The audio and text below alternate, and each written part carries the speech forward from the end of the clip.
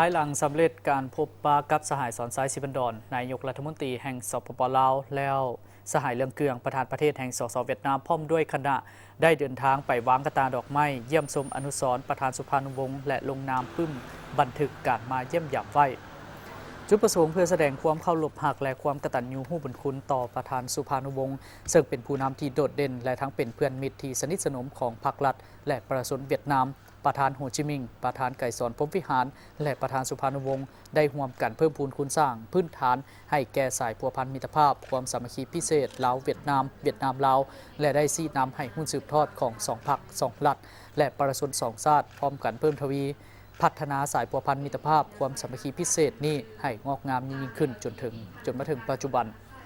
ประธานสุภานุวงศ์แมนปัญญาชนผู้ยิ่งใหญ่เป็นเสื้อเจ้าผู้หนึ่งที่มีน้ำใจหักชาติอันดุดดื่มท่านได้เอาชีวิตติดพันกับการต่อสู้ปฏิวัติของประชาชนลาวมาตั้งแต่หัวที่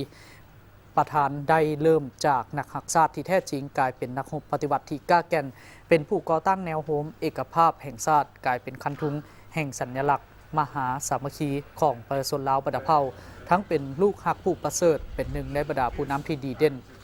และแสนเคารพหักของปวงชนลาวทั้งชาติดังที่ประธานสุภานุวงศ์ได้กล่าวไว้ว่าความสามัคคีพิเศษลาวเวียดนามนั่นสูงกว่าภูเขายาวกว่าแม่น้ำกว้างกว่ามหาสมุทรงามกว่าเดือนเพ็งหอมหวนยิ่งกว่าดอกไม้นานาชนิดที่หอมหวนที่สุดและจากนั้นได้เดินทางไปยื่ยามทำข่าวป้าทองวินพรหมวิหารภรรยาของประธานไก่สอนพรหมวิหารก่อนจะไปโอ้ลมพนักงานสถานทูตเวียดนามประจำลาว